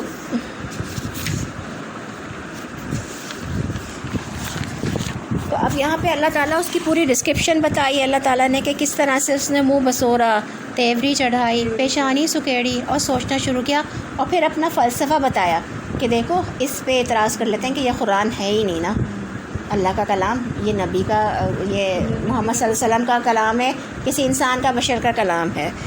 تو پھر اس کے بعد اللہ تعالیٰ نے کیا فرمایا کہ اللہ نے فرمایا کہ اس کو میں چڑھاؤں گا بلند جگہ پر۔ یہاں پہ جو کہا گیا ہے نا رہقہ ارہقہ، تو یہ اس کا جو روٹ ورڈ ہے وہ قاف، رہق کہتے ہیں ایک چیز کا دوسری پر اس طرح چھا جانا کہ دوسری چھپ جائے۔ اور جو صعود ہے، صعود جو ہے جہنم میں ایک پہاڑ ہے جس پر جہنمیوں کو چڑھنے کے لیے کہا جائے گا، تو اللہ تعالیٰ فرماتے ہیں کہ میں اس کو وہ اوپر بلندی پر چڑھاؤں گا، وہ چڑھ نہیں سکے گا، پھر نیچے پھسلے گا، پھر چڑھے گا، اور یہ بہت ہی تکلیف دہ عمل ہوگا۔ تو جہنم کا عذاب اپنی جگہ اور پھر یہ مشقت اپنی جگہ۔ اب یہ دیکھیں کہ یہ دنیا میں کتنا بڑا بنتا ہے، بلندیوں کو چھوتا ہے، اللہ تعالیٰ نے کتنا دنیا میں بلند مقام دیا اس کو۔ تو قیامت میں بھی اس کو کہا جائے گا کہ چڑھو، اوپر جاؤ، بلند مقام پر جاؤ، لیکن کیا ہوگا، وہ پھسل جائے گا، نیچے آ جائے گا۔ اب دنیا میں بڑی چیز سمجھتا تھا، وہاں بھی دوسروں کے مقابلے میں ذرا اونچا ہونا جائے گا کہ اچھا چلو میں کر کے دکھاتا ہوں، یہ نا اوپر چڑھتا ہوں، چڑھ نہ سکے گا۔ تو کیسے یہ ہماری آیات سے اناد رکھا کرتا تھا۔ تو بے شک اس نے پھر غور و فکر کیا، جب سردار نبی کریم صلی اللہ علیہ وسلم کے خلاف مشورے کر رہے تھے تاکہ اسلام کا پیغام لوگوں تک نہ پہنچ سکے، تو اس نے کہا مجھے سوچ لینے دو فخر اور غرور سے۔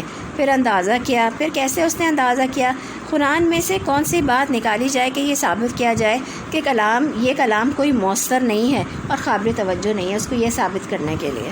تو غور و فکر قرآن میں نکتہ چینی کے لیے کیا اس نے، غور و فکر آیات پر غور و فکر نہیں کیا، قرآن میں نکتہ چینی کرنے کے لیے غور و فکر کیا، اور نبی کریم صلی اللہ علیہ وسلم کی پیغام میں کوئی نقص تلاش کرنے کے لیے کیا۔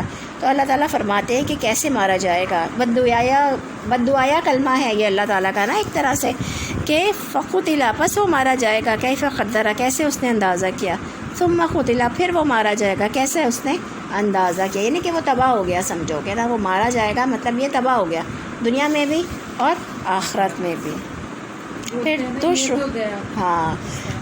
پھر تو شروع ہوا، منہ بسورا، منہ بنایا، اللہ پاک اس کے چہرے کے ایکسپریشن بیان فرما رہے ہیں۔ ایک کیریکٹر کو اللہ تعالیٰ نے قرآن میں اس طرح سے بیان فرما دیا کہ اس طرح سے اس کا اور اس کا انجام بھی بتا دیا۔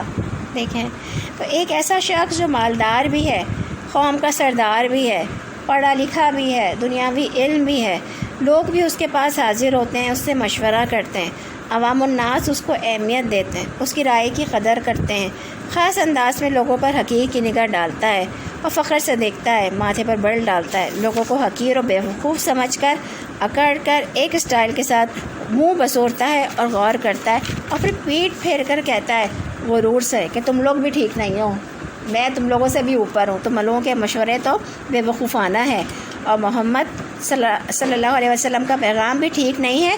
تو اصل چیز کیا تھی اس کے اندر؟ تکبر تھا۔ آج بھی آپ دیکھیں ایسے لوگ پائے جاتے ہیں جو کہ کسی بھی غلط طریقے سے کسی کو غلط پروف کر دیتے ہیں، ٹھیک ہے نا، کوئی بات بنا کے، پوائنٹ بنا کے وہ غلط چیز کو، ایک چیز ہوتی ہے اس کو غلط پروف کر دیتے ہیں، تو یہ چیز کس میں آتی ہے؟ تکبر میں آتا ہے. تو پھر کہا اتنے غور فکر کے بعد کہ یہ جادو ہے. تو پہلے دور میں بھی ہوتا تھا، تو یہ سلسلہ ابھی تک چلا آ رہا ہے، اور یہی کہا گیا کہ نہیں ہے مگر یہ قول ایک انسان کا، اس نے یہ بات بنائی، یہ پوائنٹ بنایا. تو اللہ کا کلام نہیں نعوذ باللہ، بلکہ محمد کا کلام ہے، انسان کا کلام ہے. اور سورہ نحل میں بھی اسی طرح سے کچھ بات کہی گئی ہے. تو اللہ تعالیٰ نے یہ واقعہ اتنی تفصیل سے کیوں بیان کیا؟ یہاں پہ آپ دیکھیں آیات میں ایک ایک اس کا ایکسپریشن بتایا، ایک ایک بات بتائی. کیوں؟ کیونکہ دنیا کا مال انسان کو متکبر بنا کر حق سے دور کر سکتا ہے. دنیا کا مال انسان کو حق سے دور کر سکتا ہے، اس کو تکبر دے سکتا ہے. تو پہچاننے کے باوجود اس نے غلط بیانی کی اور اس کو غلط ثابت کر دیا نا. اپنے بعض لوگ اپنے غلط ایکٹ کو بھی ثابت کر، بعض لوگوں کے اندر کچھ غلط کرتے ہیں، ان کے اندر اگر توبہ استغفار شرمندگی کا احساس نہیں ہے تو پھر وہ کامیاب نہیں ہو سکتے. اگر ہم اپنے غلط ایکٹ کو جسٹیفائی کر لیتے ہیں کہ ہاں ہم نہیں، اگر ہم جسٹیفائی کرنے کرتے کہ میں نے تو غلط نہیں کیا، غلطی نہیں مانتے نا، تو پھر وہ تکبر میں آ جاتا ہے. لیکن جو لوگ مان جاتے ہیں نا غلطی، تو پھر ان کے اندر عاجزی ہے، پھر وہ توبہ کی طرف آ سکتے ہیں. لیکن جو نہیں مانتے تو پھر وہ تکبر کی طرف جاتے ہیں.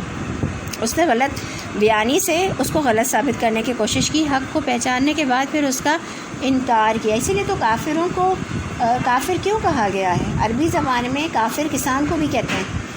کیوں؟ کیونکہ کافر کسان کو کہتے ہیں، کیونکہ کسان بیج کو زمین کے اندر چھپا دیتا ہے، جبکہ کافروں نے بھی حق کو چھپایا تھا.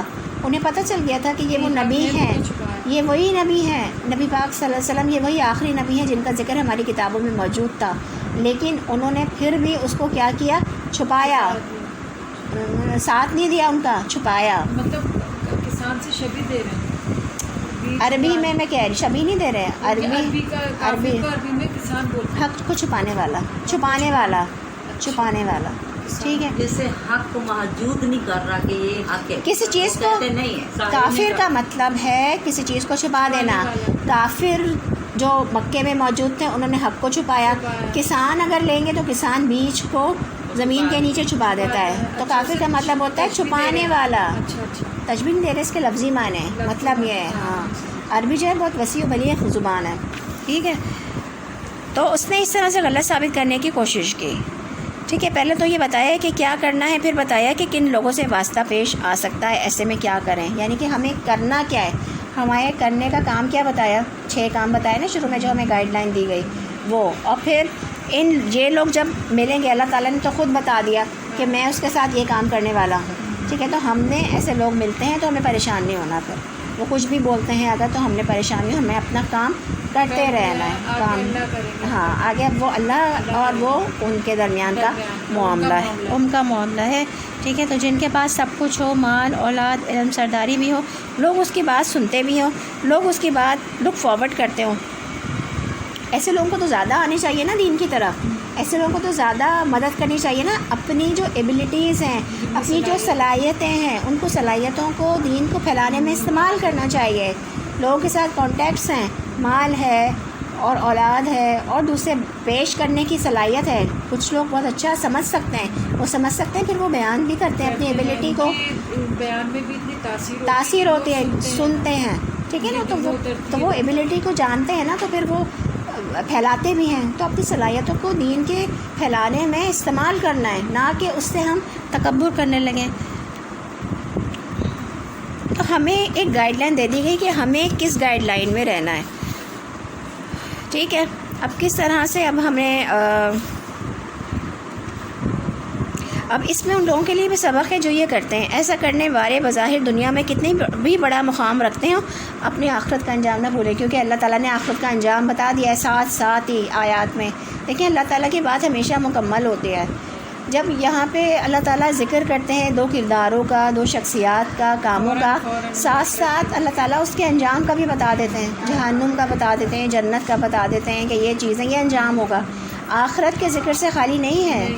کوئی بھی بات جو ہے نا، آخرت کا ذکر ہے، لازمی ہے.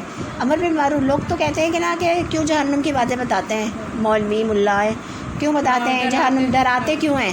پھر ڈرائیں گے نہیں، حقیقت سے آگاہ کرنا ہے نا. انذار کا ایک مطلب یہ ہوتا ہے، ہاں تقویٰ کیسے آئے گا؟ ڈر نہیں آئے گا جب تک کہ تقویٰ کیسے آئے گا؟ برے کاموں سے کیسے رکیں گے؟ تو بتانا ضروری ہے نا پھر. آپ قرآن میں نہیں پڑھو اور ڈراؤ لوگوں. ہاں خوشخبریاں بھی ہیں، خوشخبریاں بھی دیں، جنت کی ہے اور دوزخ کی جو ہے وہ انذار ہیں، ڈراوے ہیں سارے. تو یہ تمام چیزیں ہیں. دو کرداروں کو ہم نے سامنے رکھا گیا ہے، ایک کردار جو ہے وہ کیا ہے اور اس کا دوسرا اس کا مخالف کردار کیا ہے. ٹھیک ہے، تو ہمیں کس انداز سے رہنا ہے اور مخالف جو کردار ہے وہ کس انداز سے رہتا ہے. پھر ہمیں فکر کرنے کی ضرورت نہیں ہے نا. اللہ تعالیٰ نے کہہ دیا میں چھوڑ دو مجھ پہ، ہاں میرا اور اس کا کام ہے. پھر تو ہم نے کس کو آئیڈیالائز کرنا ہے؟ آئیڈیالائز کس کو بنانا ہے؟ مجھے امر بالمعروف عن المنکر کرنے والا کردار ہے جو کہ نبی پاک صلی اللہ علیہ وسلم کا کردار ہے، ہمیں اس کو بنانا ہے. عام طور پر ایسی شخصیات سے لوگ بہت جلد متاثر ہو جاتے ہیں. جو سمجھدار لوگ ہوتے ہیں، دنیاوی مشورے دینے والے ہوتے ہیں، ان سے لوگ عام سوسائٹی کے لوگ بہت متاثر ہو جاتے ہیں، چاہے وہ کتنا ہی غلط کریں. ان کی باتوں انداز کو حرف آخر سمجھ لیتے ہیں. اور مسلمانوں میں بھی ایسے لوگ موجود ہیں جو اس طرح کا انداز اختیار کرنے والوں سے بے حد متاثر ہو جاتے ہیں. مسلمان بھی متاثر ہو جاتے ہیں نا. تو اس سے پھر دین کا کام نہیں ہو سکتا، دین کا کام نہیں ہو سکتا اس طرح سے. تو نبی کریم صلی اللہ علیہ وسلم کی بات کو غیر اہم کر دیا یہ کہہ کر کے انسانی کلام ہے. تو قیامت کا دن بہت ہی سخت دن ہے ایسے منکرین کے لیے. اس کی سختی کا ذکر آیا ہے کئی جگہ پہ. سورہ مزمل میں آیا ہے، سورہ نحل میں آیا ہے کہ یہ یوم عسیر ہے. جیسے کہ یہاں پہ کہا گیا نا کہ یوم عسیر کی بات کی گئی نا. یہاں پہ آپ دیکھیں یہ جو شروع کی آیات میں کہا گیا فذالک یوم اذن یوم نصیر، تو وہ اس دن ہوگا سخت دشوار. اسیر کا لفظ آیا. ٹھیک ہے، اب اس کے بعد جو ہے وہ کیا کہا جا رہا ہے کہ ان ھذا الا قول البشری ساصلیہ سقرا، ان قریب میں جھونکوں گا اسے دوزخ میں. اب سقرا جو ہے وہ دوزخ کے ناموں میں سے ایک نام ہے.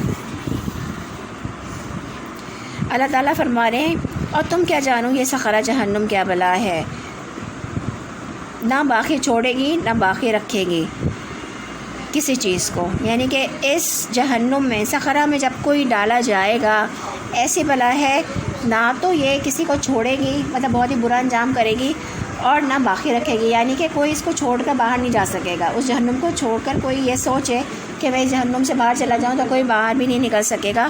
اور کوئی چیز اس میں چلی جائے تو اس کو اس کے اصل حال پر باقی نہیں رہنے دے گی، اس کا حال ہی تبدیل کر دے گی.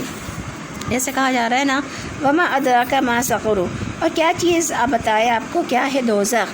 لا تبقی ولا تذر، نہ وہ باقی رکھے گی اور نہ وہ چھوڑے گی. لواحات للبشری، جھلسا دینے والی ہے چمڑے کو. یعنی کہ بشر جو ہے نا، انسان کی جو اوپر کی اسکن ہے نا، اس کو بشر کہا جاتا ہے.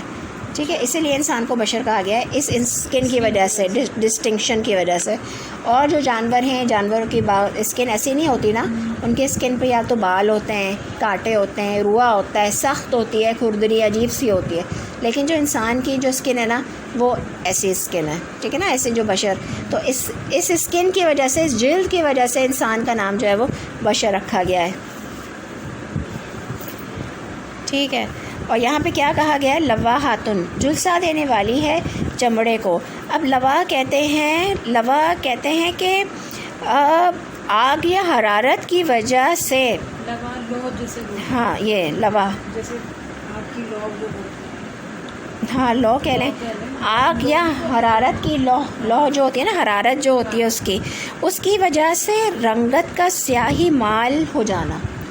یعنی کہ آگ یا جھلسا دینا، آگ یا حرارت سے جلد کا جھلس جانا یا اس کا جھلس کر اس کی رنگت تبدیل کرنا لوا کہلاتا ہے. جلد کا سیاہ ہو جانا، جلد جو ہے سیاہ ہوتی ہے دھوپ کی وجہ سے بھی ہو جاتی ہے، سفر کی وجہ سے بھی ہو جاتی ہے، جھلس جاتی ہے نا. ہاں، لیکن آگ کی وجہ سے بھی جو چہرہ بدل جاتا ہے نا، اور انسان کی جو فریشنس ختم ہو جاتی ہے، اس کو لوا کہا جاتا ہے. اور بشر جو ہے وہ کھال کے اوپر کی سطح ہے، کیونکہ انسان کی کھال جو ہے وہ جانوروں سے مختلف ہے. جانوروں کے بال ہوتے ہیں، پر ہوتے ہیں، روئے وغیرہ ہوتے ہیں. انسان کی جلد جو ہوتی ہے، آگ کا پہلا جھونکا کھال کو سکیڑ کر رکھ دے گا اور جلا دے گا، اور پھر نئی جلد آ جائے گی اور پھر وہ بھی جل جائے گی اور بار بار جل کر تبدیل ہوتی رہے گی. کھال ہی جلنے کا مقام ہے. جلنے کا مقام کیا ہے؟ کھال ہوگی. کھال جل کے اترے گی پھر دوبارہ نہیں آ جائے گی. پھر تو اب سارے جو سینسز ہوتے ہیں نا، کہتے ہیں کہ اسکن میں موجود ہے، ہمارے جو حساسیت ہے، جو محسوس کرنے کی صلاحیت ہے وہ کھال میں موجود ہے، اسی سے تکلیف محسوس ہوگی ہے۔ تو یہ دیکھیں کھال جل جائے گی، پھر نہیں آ جائے گی، تو کتنی تکلیف دہ چیز ہوگی وہ۔ تو اللہ تعالیٰ ہم سب کو جہنم کے عذاب سے محفوظ رکھنا۔ اللہم اجرنا من النار، اللہم اجرنا من النار، اللہم اجرنا من النار، ربنا اصرف عنا عذاب جہنم ان عذابها کان غراما انها ساءت مستقرا ومقاما۔ اور پھر اس کے بعد کیا کہا جا رہا ہے کہ وما جعلنا اصحاب النار، اچھا اس کے بعد یہ کہا جا رہا ہے علیہا تسعۃ عشرہ، اس پر ہیں 19 فرشتے۔ اب جہنم کی پوری ڈسکرپشن آ رہی ہے کہ جہنم پر 19 فرشتے مقرر ہیں۔ اللہ تعالیٰ نے جہنم کی نگراں، جہنم کے حفاظت کے لیے 19 فرشتے بنائے ہیں۔ وما جعلنا اصحاب النار، اور نہیں بنایا ہم نے نگراں آگ کے، الا ملائکتی، مگر فرشتے، وما جعلنا، اور نہیں بنایا ہم نے عدتہم، ان کی تعداد کو، الا مگر فتنتاً، ایک فتنہ، للذین، ان کے لیے جنہوں نے کفر کیا، تیقن الذین، تاکہ یقین کر لیں وہ جو اوت الکتابہ دیے گئے کتاب، و یزداد، اور زیادہ ہو جائیں، الذین، وہ جو آمنوا، ایمان لائے، ایمان میں، ولا یرتاب الذین، اور نہ شک کریں وہ جو اوت الکتابہ دیے گئے کتاب، والمؤمنون، اور مومن۔ یہ بہت بڑی آیت ہے، میں یہیں تک اس کو رکھتی ہوں، ٹھیک ہے۔ تو اب اس کے بعد یہ جو آیت نمبر 31 ہے نا، اس کی پوری ڈسکرپشن ہے کہ کس طرح سے جو ہے وہ جہنم کے نگراں کے بارے میں ہے، فرشتوں کے بارے میں ہے، بہت زیادہ ذکر ہے اس میں نا، ان تمام چیزوں کا جہنم کے بارے میں۔ اور دیکھیں 19 فرشتے مقرر ہیں، اور نہیں بنایا ہم نے جہنم پر داروغہ مگر فرشتوں کو، تو جہنم کا انتظام فرشتوں کے سپرد ہے۔ اور اللہ تعالیٰ کہہ رہے ہیں کہ ہم نے ان کی جو گنتی ہے نا، تعداد جو ہے، اس کو بھی ہم نے فتنہ بنا دیا ہے ان کے لیے جنہوں نے کفر کیا۔ تو تعداد فتنہ کیوں ہے؟ کیونکہ دیکھنے میں 19 کی تعداد کم ہے، صرف 19، اور مشرکین نے اس پر کیا ری ایکشن ظاہر کیا تھا؟ ابو جہل نے لوگوں کو خطاب کر کے کہا کہ کیا تم میں سے ہر 10 لوگوں کا گروپ ایک فرشتے کے لیے کافی نہیں ہوگا؟ یہ آپ سوچ دیکھیں لوگوں کی اس وقت کے۔ وہی قرآن شریف میں آدمی نکال رہے ہیں نا، ہاں کجی نکال رہے ہیں، ٹیڑھ پر نکال رہے ہیں، مذاق اڑا رہے ہیں نا، کہ تم میں سے 10 لوگوں کا گروپ ایک فرشتے کے لیے کافی نہیں ہوگا۔ یہاں تو ان کی بات ہے، فرشتے تو پھر بات کی بات ہے۔ ہاں تو آپ یہ دیکھیں فرشتے کافی نہیں۔ تو بعض کہتے ہیں کہ ایک کلدہ نامی ایک پہلوان تھا، تو اس نے کہا کہ تم سب صرف 2 فرشتے سنبھال لینا، اور 17 کو میں اکیلا کافی ہوں۔ ان کی بے وقوفی کا عالم دیکھیں آپ، کیسی الٹی سیدھی اور بے وقوفانہ باتیں کر رہے ہیں۔ یقین نہیں تھا نا، ساری بات کس کی ہے؟ یقین کی ہے، یقین کرنے کی ہے۔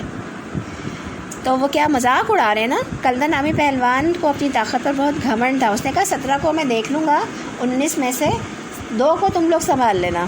تو اس شخص نے نبی کریم صلی اللہ علیہ وسلم کو بھی ایک کشتی کا چیلنج دیا تھا، اور پھر آپ صلی اللہ علیہ وسلم سے کشتی ہوئی بھی تھی اور شکست بھی کھا گیا تھا، لیکن اس کے باوجود اس کی اکڑ ختم نہیں ہوئی۔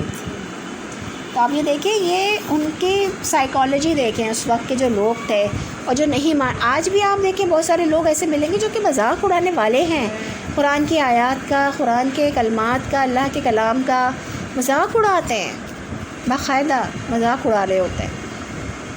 تو وہ بھی تو یہ کیا کر رہے ہیں؟ ایک طرح سے مذاق اڑا رہے ہیں نا۔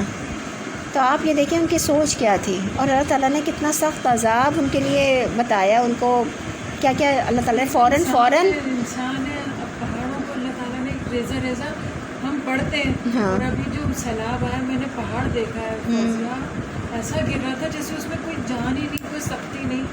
میں نے کہا یا اللہ یہ اتنا بڑا پہاڑ ایسی پانی کی نظر ہو گیا، ہم بندے تو کسی ناچیز برابر کچھ نہیں۔ اب دیکھیں نا کیسا انجام بتایا جاتا ہے، آگ میں جلنے کا عذاب، بہت سخت عذاب ہے نا آگ میں جلنے کا۔ اور پھر یہ کہ وہ ایک دفعہ نہیں ہوگا، 1 ٹائم نہیں ہوگا، وہاں تو موت بھی نہیں آئے گی نا، وہاں پہ تو موت بھی نہیں آئے گی۔ یہی تکلیف بار بار جھیل رہی ہے۔ ہاں اب دیکھیں موت بھی نہیں آئے گی، تکلیف مستقل کی ہے، جبھی تو لوگوں کو ڈرایا جاتا ہے کہ وہ ہمیشہ کی زندگی ہے۔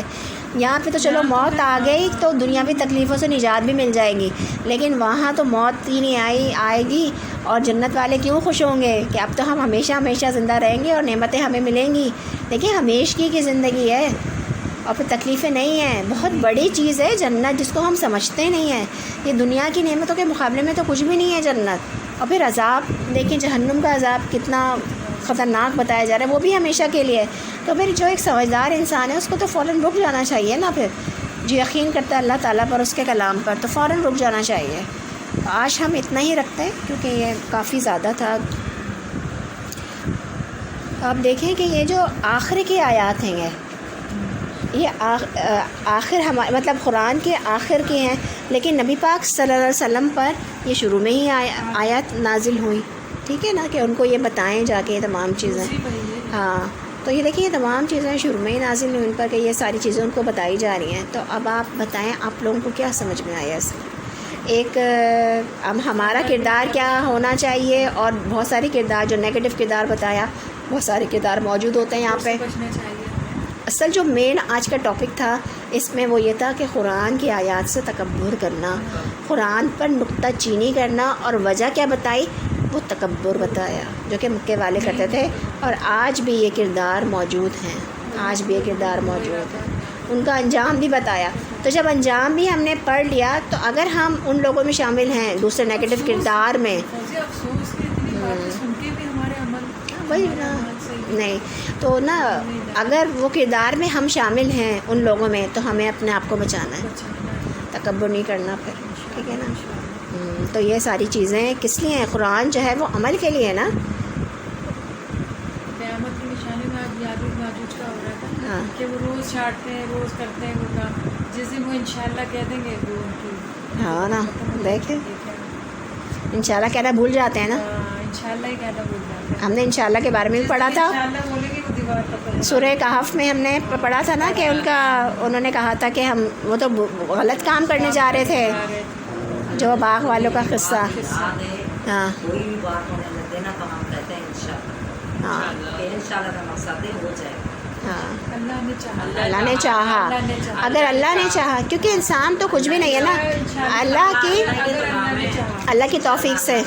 ہاں نیت تو کرے نا، ارادہ تو کریں پہلے کہ ہاں کرنا ہے. ہاں مشکلات آتی ہیں، انسان کے اندر خرابیاں ہیں، دنیا میں پھنسا ہوا ہے، لیکن ارادہ تو کرے کہ ہاں کہ کروں گی یا میں کروں گا. ہاں جو یہ چیز مدد فرماتا ہے. اس میں اپنی نیت شامل کر لیں. یا اللہ ہماری نیت ہے، ہمیں اللہ آگے تک پہنچ جائے، پہنچائے، کامیاب کرے. اور اسی میں اگر ہماری موت ہو گئی تو اللہ تعالیٰ نے ہماری آخرت اچھی کر دی. آخرت اچھی کر دیں. ہاں انشاءاللہ. انشاءاللہ. اللہ سے اس کی رحمت کی امید میں جیتا ہے مومن، اور اس کے عذاب سے ڈرتا ہے.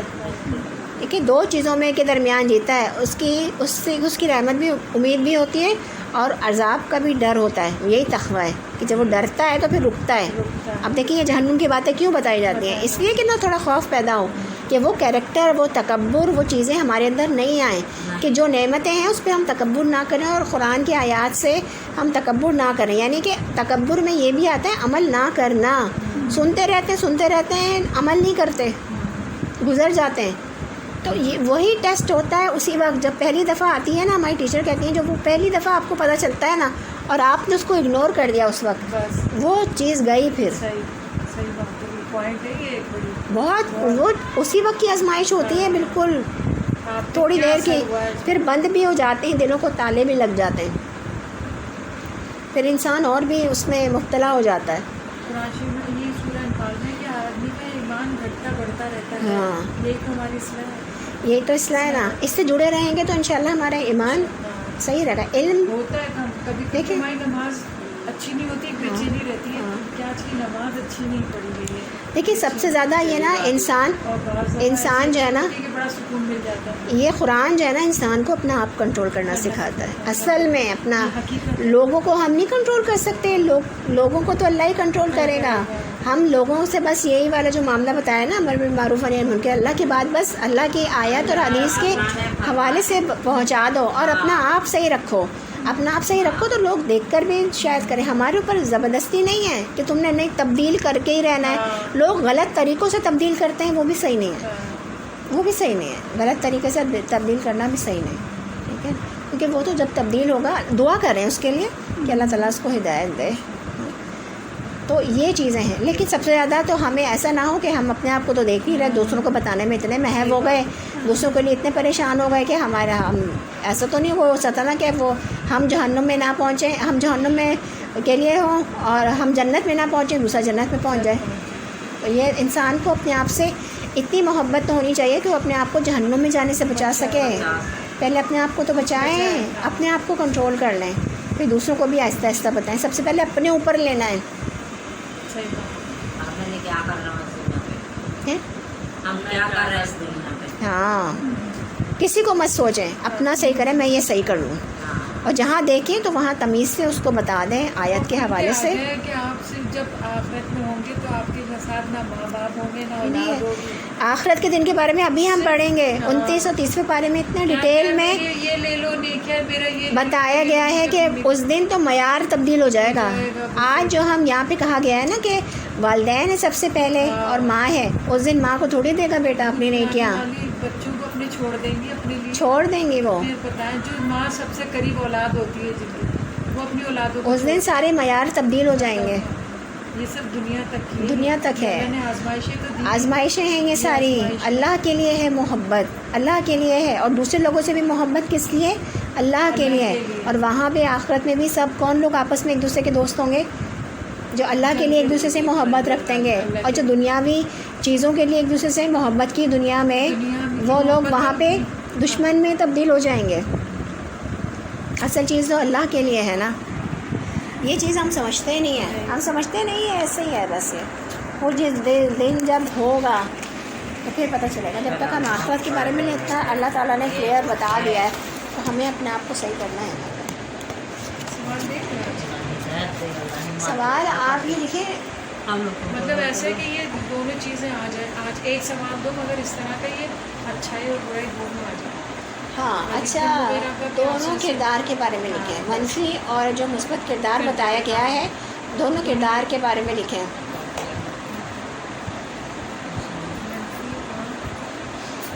اور منفی کردار کا جو انجام اللہ تعالیٰ نے بتایا اس کا انجام بھی ضرور لکھیں, کیونکہ انجام اگر یاد نہیں ہوگا تو پھر عمل تھوڑی صحیح ہوگا.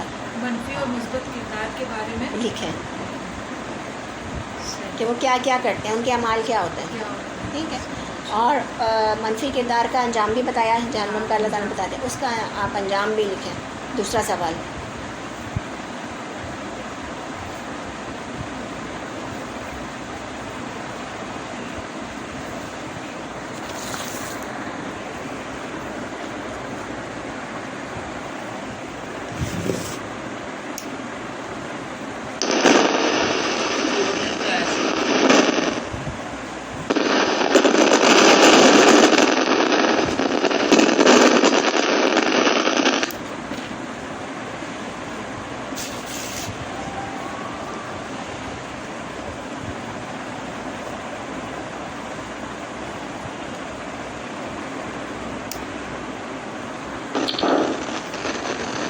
چلیں دعا کر لیتے ہیں. سبحانک اللہم و بحمدک نشہد ان لا الہ الا انت نستغفرک نستغفرک نستغفرک ونتوب الیک. بسم اللہ الرحمن الرحیم. الحمد للہ رب العالمین الرحمن الرحیم مالک یوم الدین.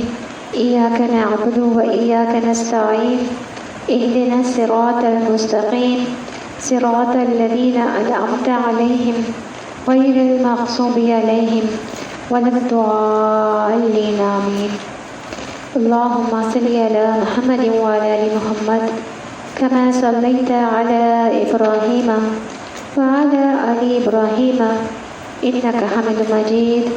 اللهم بارك على محمد وعلى آل محمد كما باركت على إبراهيم وعلى آل إبراهيم إنك حميد مجيد. ربنا آتنا في الدنيا حسنة وفي الآخرة حسنة وقنا عذاب النار. اللهم إنا نعوذ بك من عذاب جهنم ومن عذاب القبر ومن فتنة المحيا والممات ومن شر من فتنة المسيح الدجال. اللهم إنا نسألك جنة الفردوس. اللهم إنا نسألك من فضلك. اللهم إنا نسألك من فضلك العظيم.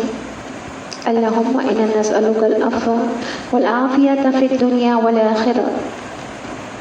رب ارحمهما كما ربياني صغيرا. رب ارحمہما کما ربیانی صغیرا، رب ارحمہما کما ربیانی صغیرا۔ اے اللہ پاک، آج جو بھی ہم نے عبادت کی اس کو اپنی بارگاہ میں قبول فرما لیجیے۔ پڑھنے پڑھانے میں جو بھی غلطی ہو گئی، کمی کوتاہی رہ گئی، اپنے پاس کرم سے اس کو معاف فرما دیجیے۔ بے شک آپ کی ذات بہت غفور رحیم ہے۔ یا رب العالمین، جو علم حاصل کیا اس پر عمل کرنے والا بنا دیجیے۔ یا رب العالمین، جو عبادت کی یا رب العالمین اس کو قبول فرما لیجیے اپنی بارگاہ میں۔ یا رب العالمین، ہماری زندگی کا مقصد آپ کو راضی کرنا ہے۔ یا رب العالمین، ہماری اس عبادت کے ذریعے ہم سے راضی ہو جائیے، اپنی اس کلام کی رحمت و برکت سے ہم سے راضی ہو جائیے۔ یا رب العالمین، ہمیں عمل کرنے والوں میں شمار کر لیجیے۔ یا رب العالمین، ہمیں قبر کے عذاب سے بچا لینا۔ یا رب العالمین، ہمیں جہنم کے عذاب سے بچا لینا۔ یا رب العالمین، ہمیں تکبر سے بچا لیں اس دنیا میں۔ جب اس دنیا سے جائیں تو اس حال میں جائیں کہ ہم ایمان پر ہیں اور آپ ہم سے راضی ہوں۔ یا رب العالمین، اس دنیا کو ہمارے لیے بہت زیادہ آزمائش کی جگہ نہ بنا، ہمارے لیے راستوں کو آسان فرما دے۔ یا رب العالمین، اس قرآن کو ہم سے جوڑے رکھیں، ہمیں اس سے جوڑے رکھیں یا رب العالمین، اور عمل کرنے کی توفیق آپ کی طرف سے ہے، عمل کرنے کی توفیق عطا فرمائیے۔ یا رب العالمین، جو بھی آج ہم نے پڑھا ایک اچھے کردار کے بارے میں، صفائی ستھرائی کے بارے میں، طہارت کے بارے میں، انظار کے بارے میں، وسوسوں کے بارے میں، شرک کے بارے میں، بدعات کے بارے میں، عقائد کے بارے میں، آپ کی عظمت اور دل میں آپ کی بڑائی کے بارے میں، یا رب العالمین تمام صفات کو ہمارے اندر پیدا کر دیجیے۔ یا رب العالمین، ان تمام اچھے جو کردار ہے اس کی تمام خوبیاں ہمارے اندر پیدا کر دیجیے۔ جو منفی کردار بتایا گیا ہے یا رب العالمین، جس کا انجام جہنم بتایا گیا، اس کردار سے ہمیں بچا کے رکھیے، ان صفات سے ہمیں بچا کے رکھیے، اس تکبر سے بچا کے رکھیے۔ نعمتوں کا شکر ادا کرنے کی توفیق عطا فرمائیے، نعمتوں کا تکبر سے بچائیے رب العالمین۔ قرآن میں نکتہ چینی کرنے سے بچائیے، قرآن میں بحث کرنے سے بچائیے، قرآن کی باتوں سے منہ موڑنے سے بچائیے، قرآن میں ٹیڑھ پن تلاش کرنے سے بچائیے یا رب العالمین۔ ہمارے گناہوں کو معاف فرما دیجیے، ہمیں نیک و سیدھی راہ دکھائیے یا رب العالمین۔ یا رب، جو لوگ یہاں موجود ہیں اور جو نہیں بھی آئے، یا رب العالمین تمام مومن و مومنات کی بخشش فرما، ہمارے مردوں کو بھی بخش دیں، ہمارے زندوں کو بھی بخش دیجیے یا رب العالمین۔ یہاں جو لوگ موجود ہیں ان کی جو بھی ان کے دلوں کی جائز خواہشات ہیں، چاہے وہ دنیاوی ہیں چاہے وہ دینی ہیں، یا رب العالمین اس خاص رحمت، اس محفل کی رحمت و برکت سے ان تمام جائز دعاؤں کو ہمارے قبول فرما لیجیے۔ ہمارے گھروں میں برکت عطا فرمائیے، رزق میں کشادگی عطا فرما دیجیے، دلوں میں ایک دوسرے کے لیے جگہ عطا فرما دیجیے یا رب العالمین۔ ہم سب کو ایک دوسرے سے جوڑے رکھیے یا رب العالمین۔ ہمیں نیک اور صالح لوگوں میں شمار فرما لیجیے، ہمیں نیک اور صالح لوگوں کی صحبت عطا فرمائیے یا رب العالمین۔ جو بیمار ہیں انہیں شفاء کاملہ نصیب فرما، جو رزق کی تنگی میں مبتلا ہیں انہیں کشادگی عطا فرما، انہیں شکر ادا کرنے کی توفیق عطا فرما یا رب العالمین۔ ہمارے ماں باپ پر، ہمارے والدین پر رحم فرما، چاہے وہ زندہ ہیں چاہے وہ مردہ ہیں، جو مردہ ہیں ان کی بھی بخشش کر دیں، جو زندہ ہیں ان پر رحم فرما، انہیں صحت عطا فرما، انہیں بیمار ہیں انہیں شفاء کاملہ عطا فرما یا رب العالمین۔ ہمیں بخش دیجیے یا رب العالمین۔ رب اغفر وارحم وانت خیر الراحمین، آمین یا رب العالمین۔ الحمدللہ رب العالمین، الصلاۃ والسلام علی رسول الکریم، سبحان ربک رب العزۃ عما یصفون وسلام علی المرسلین والحمدللہ رب العالمین۔ السلام علیکم ورحمۃ اللہ وبرکاتہ۔